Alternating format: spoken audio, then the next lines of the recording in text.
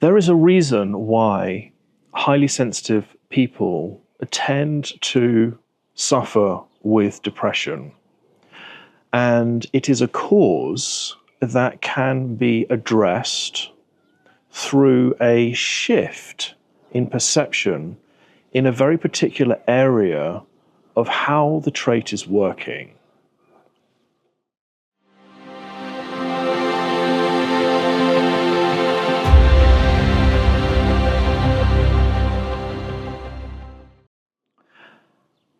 My name is Willow McIntosh, and I am the founder of Illuminance. I'm the creator of the High Sensory Method.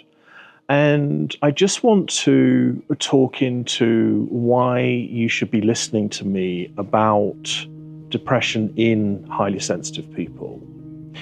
If you're used to this channel and you've been watching some of the videos here, then you'll be used to me telling my story. However, for this particular video, it is important in order for you to get some reassurance that I know what I'm talking about.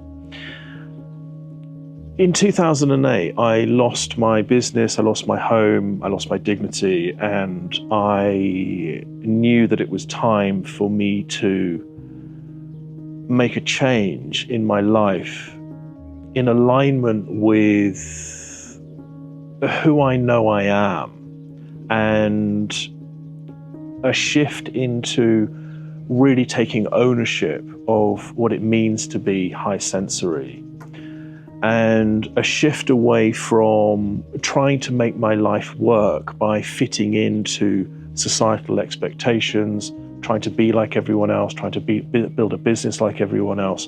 I knew that it was time for me to start to get really honest about my needs and the fact that I just felt so different to everyone else around me. From 2009 to 2019, I went through a great deal of training within therapy, within deep soul work, within training with particular mentors that are still to this day highly gifted in working with and training people that have the high sensory trait. Through that period of time, I was able to meet and experience my own sensory perception. Now, what's ironic for us as high sensory people, I prefer the term high sensory rather than highly sensitive, because the term highly sensitive, whilst it is a useful term in many ways, it doesn't help with the ownership and alignment with our true identity, which is what I'm coming to in this video, which is really important to consider.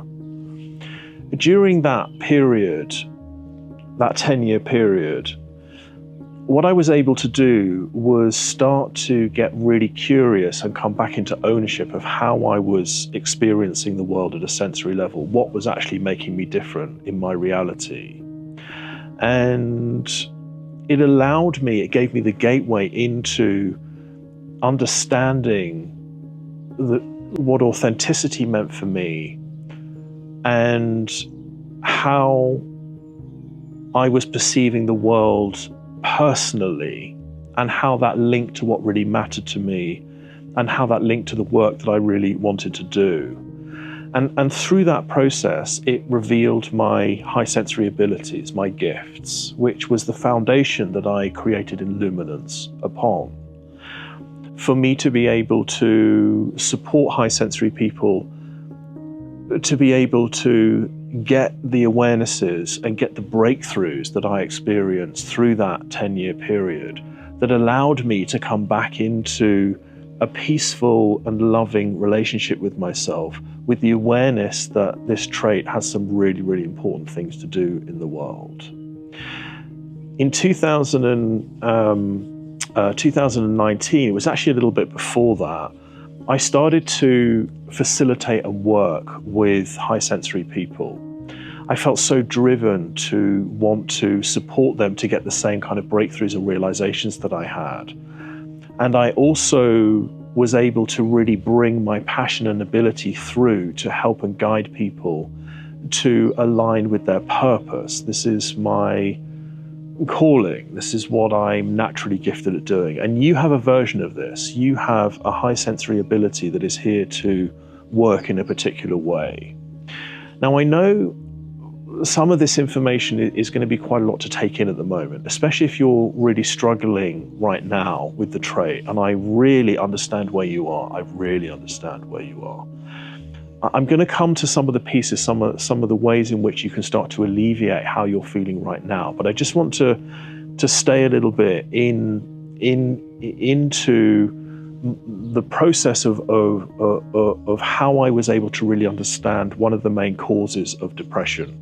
So as I started to work with high sensory people, I realized there was this common experience that was happening within nearly all, in fact, all of the high sensory people that I worked with and facilitated. And I'm talking about more than 10,000 hours of working and facilitating with high sensory people during this period of time. And the piece that came through was that what's happening is we're sitting in this sensory experience that we've been in ever since we were a child, and we haven't had the opportunity to really talk about it and to understand why we have it.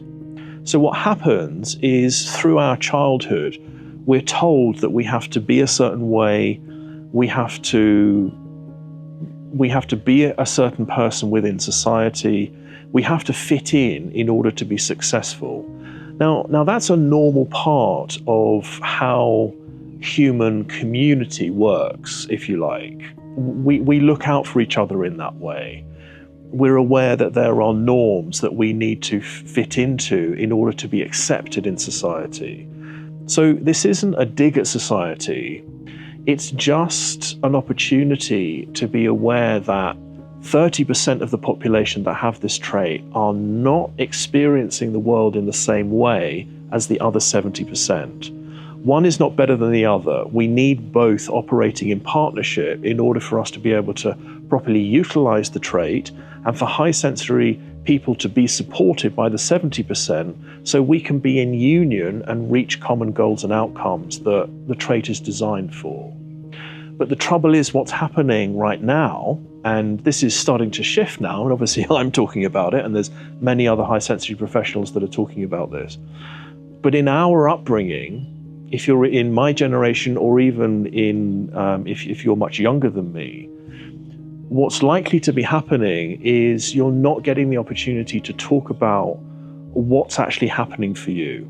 In other words, how you are processing really deeply, what you're seeing, what you're noticing, what you deeply care about. All of those foundations are linked with the identity, the true identity of who you really are. Our identity is very much linked with our values. It's linked with what matters most to us. It's linked with the meaning of who we are in the world. And if that's not being honored and recognized by ourselves within an experience of true veracity and authenticity, then we end up in self-rejection. Once we're in self-rejection, once we think that there's something wrong with us because of the fact we're different, that's when we start to slip into depression, because then we are in an internal conflicting monologue with ourselves where we are convinced that in order to be happy and to fit in and to be successful in whatever area of life that may be, we're supposed to be different to how we actually feel and who we really are. And that is a recipe for feeling rubbish. Now, the good news is that the shift into coming into conscious awareness of who you really are, how you're processing the world, and why you're processing the world in the way that you are, is possible. And that is the shift that I have been teaching and facilitating in high sensory people for the last 5 to 7 years. And I'm a product of that. So I had to go through that 10-year period to figure this out. You don't need to go through a 10-year period of doing this. There are shortcuts that will help to shift your perception into this alignment with self, so you can actually start to understand the benefits and the gifts of who you are and why you're operating and functioning in the way that you are. There's much more detail to go into, and rather than me doing that right now, there are resources in the description under this video that will help you to begin to make this shift, especially the identity journey. That is a process that I've specifically put together as a result of this period of time that I've been through to help you get these awarenesses and help you to get this shift of perception much more quickly. But one of the key pieces to take away, and my invitation to consider, is that there is nothing wrong with you. And more than just to consider that, to know that in your heart, that there's nothing wrong with you. You're wired differently. Your central nervous system operates differently. It's designed to do that. And all the time that we're trying to compare ourselves to other people, we are losing the very essence of who we are and the reason for who we are. The way in which you're perceiving the world is your value. And whatever area of life most intrigues you and enchants you, you are designed to bring value and expertise in that area, whatever area that may be in life. It doesn't mean to say that you have to be doing it at a large scale. It could be that you're doing that in your own vicinity, in your own local community, in whatever way that resonates for you. But most importantly, the fast track into this shift in awareness is to allow yourself to recognize that the experience that you've been having in the way that you perceive the world ever since you were a child has purpose. And all the time that you're trying to hide that, or trying to reject that, or trying to make it something different, the more that you will struggle internally. This is an invitation to move into a place of acceptance and to get curious about the way in which you're processing more deeply. And as I say, most importantly, to recognize that it has purpose. There is a reason for it. This trait is occurring in 30% of the population, and it has been there ever since the human race began. And there's research, a lot of research happening in this trait right now. It's operating in 100 species of animals. They're noticing differences in babies that have the trait. And I know that there is a lot of discussion around, well, is the trait developed through trauma as a child?